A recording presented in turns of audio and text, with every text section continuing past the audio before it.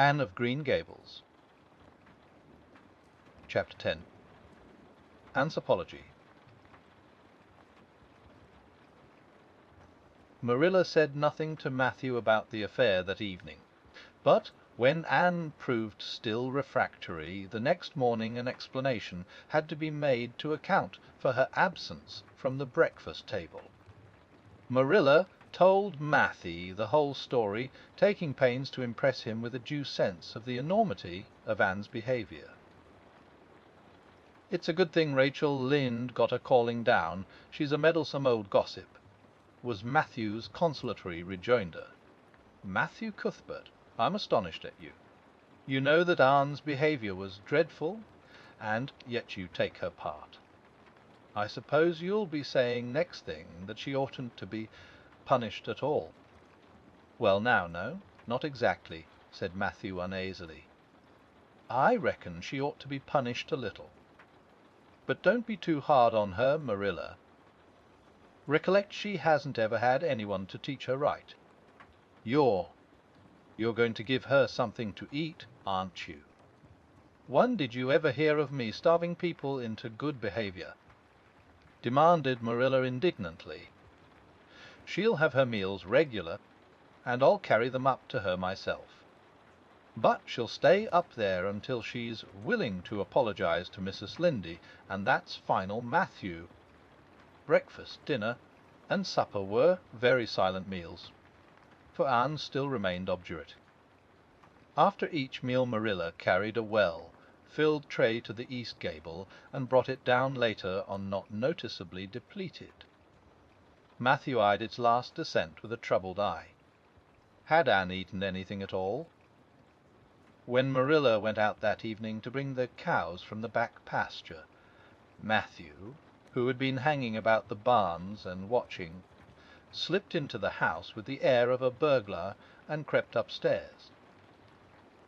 As a general thing, Matthew gravitated between the kitchen and the little bedroom off the hall where he slept.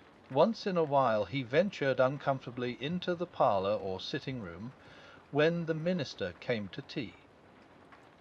But he had never been upstairs in his own house since the spring he helped Marilla paper the spare bedroom, and that was 4 years ago.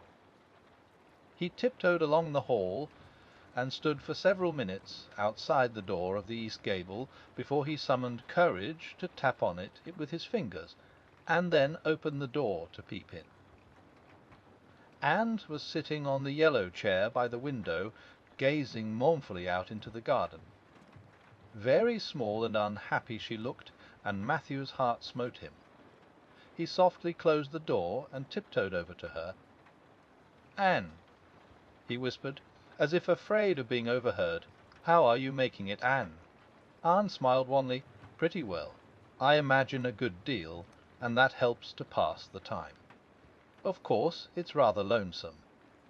But then I may as well get used to that." Anne smiled again, bravely facing the long years of solitary imprisonment before her. Matthew recollected that he must say what he had come to say without loss of time, lest Marilla returned prematurely. "Well now, Anne, don't you think you'd better do it, and have it over with?" he whispered. "And it'll have to be done sooner or later, you know, for Marilla's a dreadful determined woman." "Dreadful determined, Anne." "Do it right off, I say, and have it over." "Do you mean apologize to Mrs. Lynde?" "Wes, apologize, that's the very word," said Matthew eagerly. "Just smooth it over, so to speak." "That's what I was trying to get at." "I suppose I could do it to oblige you," said Anne thoughtfully. "It would be true enough to say I am sorry, because I am sorry now. I wasn't a bit sorry last night. I was mad clear through, and I stayed mad all night. I know I did, because I woke up 3 times, and I was just furious every time. But this morning it was over. I wasn't in a temper any more, and it left a dreadful sort of goneness too. I felt so ashamed of myself. But I just couldn't think of going and telling Mrs. Lynde so. It would be so humiliating. I made up my mind I'd stay shut up here forever rather than do that. But still, I'd do anything for you, if you really want me to. Well, now, of course I do. It's terrible lonesome downstairs without you. Just go and smooth things over. That's a good girl. Very well, said Anne resignedly. I'll tell Marilla as soon as she comes in I've repented. That's right, Anne. But don't tell Marilla I said anything about it. She might think I was putting my oar in, and I promised not to do that. Wild horses won't drag the secret from me, promised Anne solemnly. How would wild horses drag a secret from a person anyhow? But Matthew was gone, scared at his own success. He fled hastily to the remotest corner of the horse pasture, lest Marilla should suspect what he had been up to. Marilla herself, upon her return to the house, was agreeably surprised to hear a plaintive voice calling, "Marilla," over the banisters. "Well," she said, going into the hall, "I'm sorry I lost my temper and said rude things, and I'm willing to go and tell Mrs. Lynde so. Very well." Marilla's crispness gave no sign of her relief. She had been wondering what, under the canopy, she should do if Anne did not give in. "I'll take you down after milking." Accordingly, after milking, behold Marilla and Anne walking down the lane, the former erect and triumphant, the latter drooping and dejected. But halfway down Anne's dejection vanished, as if by enchantment. She lifted her head and stepped lightly along, her eyes fixed on the sunset sky and an air of subdued exhilaration about her. Marilla beheld the change disapprovingly. This was no meek penitent, such as it behooved her to take into the presence of the offended Mrs. Lynde. "What are you thinking of, Anne?" she asked sharply. "I'm imagining out what I must say to Mrs. Lynde," answered Anne dreamily. This was satisfactory, or should have been so. But Marilla could not rid herself of the notion that something in her scheme of punishment was going askew. Anne had no business to look so rapt and radiant. Rapt and radiant Anne continued until they're in the very presence of Mrs. Lynde, who was sitting knitting by her kitchen window. Then the radiance vanished. Mournful penitence appeared on every feature. Before a word was spoken Anne suddenly went down on her knees before the astonished Mrs. Rachel and held out her hands beseechingly. "Oh, Mrs. Lynde, I am so extremely sorry," she said with a quiver in her voice. "I could never express all my sorrow, no, not if I used up a whole dictionary. You must just imagine it. I behaved terribly to you, and I've disgraced the dear friends, Matthew and Marilla, who have let me stay at Green Gables, although I'm not a boy. I'm a dreadfully wicked and ungrateful girl, and I deserve to be punished and cast out by respectable people forever. It was very wicked of me to fly into a temper because you told me the truth. It was the truth. Every word you said was true. My hair is red, and I'm freckled and skinny and ugly. What I said to you was true, too. But I shouldn't have said it. Oh, Mrs. Lynde, please, please forgive me. If you refuse, it will be a lifelong sorrow on a poor little orphan girl. Would you, even if she had a dreadful temper? Oh, I am sure you wouldn't.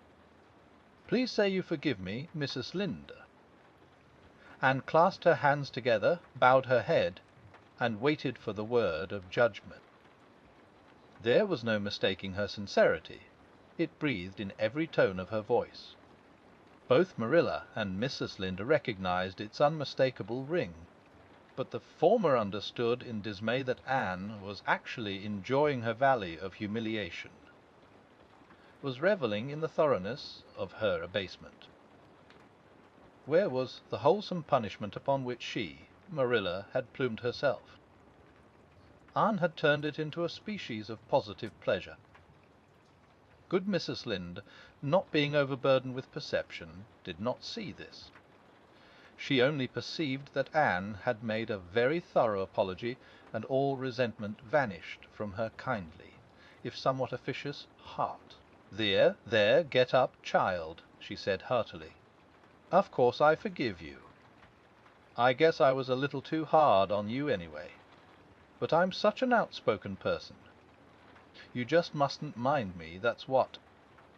It can't be denied your hair is terrible red, but I knew a girl once, went to school with her, in fact, whose hair was every mite as red as yours when she was young, but when she grew up it darkened to a real handsome auburn. I wouldn't be a mite surprised if yours did too. Not a mite. Oh, Mrs. Linder." Anne drew a long breath as she rose to her feet. "You have given me a hope. I shall always feel that you are a benefactor." Oh, I couldn't do anything if I only thought my hair would be a handsome auburn when I grew up. It would be so much easier to be good if one's hair was a handsome auburn, don't you think? And now, may I go out into your garden and sit on that bench under the apple trees while you and Marilla are talking? There is so much more scope for imagination out there. Laws, yes, run along, child. And you can pick a bouquet of them white June lilies over in the corner, if you like." As the door closed behind Anne, Mrs. Linde got briskly up to light a lamp. Her chaise a real odd little thing. "Take this chair. Marilla, it's easier than the one you've got. I just keep that for the hired boy to sit on. Yes, she certainly is an odd child, but there is something kind of taking about her after all. I don't feel so surprised at you and Matthew keeping her as I did, nor so sorry for you either. She may turn out all right. Of course, she has a queer way of expressing herself, a little too kind of forcible, you know, but she'll likely get over that now that she's come to live among civilized folks. And then, her temper's pretty quick, I guess, but there's one comfort. A child that has a quick temper just blaze up and cool down, ain't never likely to be sly or deceitful. Preserve me from a sly child, that's what. On the whole, Marilla, I kind of like her. When Marilla went home, Anne came out of the fragrant twilight of the orchard with a sheaf of white narcissi in her hands. I apologized pretty well, didn't I? She said proudly as they went down the lane. I thought since I had to do it, I might as well do it thoroughly. You did it thoroughly, all right enough, was Marilla's comment. Marilla was dismayed at finding herself inclined to laugh over the recollection. She had also an uneasy feeling that she ought to scold Anne for apologizing so well, but then that was ridiculous. She compromised with her conscience by saying severely, "I hope you won't have occasion to make many more such apologies. I hope you'll try to control your temper now, Anne. That wouldn't be so hard if people wouldn't twit me about my looks," said Anne with a sigh. "I don't get cross about other things, but I'm so tired of being twitted about my hair, and it just makes me boil right over. Do you suppose my hair will really be a handsome auburn when I grow up? You shouldn't think so much about your looks, Anne. I'm afraid you are a very vain little girl." "How can I be vain when I know I'm homely?" protested Anne. "I love pretty things, and I hate to look in the glass and see something that isn't pretty. It makes me feel so sorrowful, just as I feel when I look at any ugly thing. I pity it because it isn't beautiful. 'Handsome is as handsome does,'" quoted Marilla. "I've had that said to me before, but I have my doubts about it," remarked sceptical Anne, sniffing at her narcissi. "Oh, aren't these flowers sweet? It was lovely of Mrs. Linde to give them to me. I have no hard feelings against Mrs. Linde now. It gives you a lovely, comfortable feeling to apologize and be forgiven, doesn't it? Aren't the stars bright tonight? If you could live in a star, which one would you pick?" I'd like that lovely clear big one away over there above that dark hill. Anne, do hold your tongue, said Marilla, thoroughly worn out trying to follow the gyrations of Anna's thoughts. Anne said no more until they turned into their own lane. A little gypsy wind came down it to meet them, laden with the spicy perfume of young dew, wet ferns. Far up in the shadows a cheerful light gleamed out through the trees from the kitchen at Green Gables. Anne suddenly came close to Marilla and slipped her hand into the older woman's hard palm. "It's lovely to be going home and know it's home," she said. I love Green Gables already, and I never loved any place before. No place ever seemed like home. Oh, Marilla, I'm so happy. I could pray right now and not find it a bit hard." Something warm and pleasant welled up in Marilla's heart at touch of that thin little hand in her own. Throb of the maternity she had missed, perhaps. Its very unaccustomedness and sweetness disturbed her. She hastened to restore her sensations to their normal calm by inculcating a moral. If you'll be a good girl, you'll always be happy, Anne. And you should never find it hard to say your prayers. Saying one's prayers isn't exactly the same thing as praying, said Anne meditatively. But I'm going to imagine that I'm the wind that is blowing up there in those tree tops. When I get tired of the trees, I'll imagine I'm gently waving down here in the ferns, and then I'll fly over to Mrs. Linda's garden and set the flowers dancing, and then I'll go with one great swoop over the clover field, and then I'll blow over Lake of Shining Waters and ripple up into little shining water, little sparkling waves. Oh, there's so much scope for imagination in a wind. So I'll not talk any more just now, Marilla." "Thanks be to goodness for that," breathed Marilla in devout relief,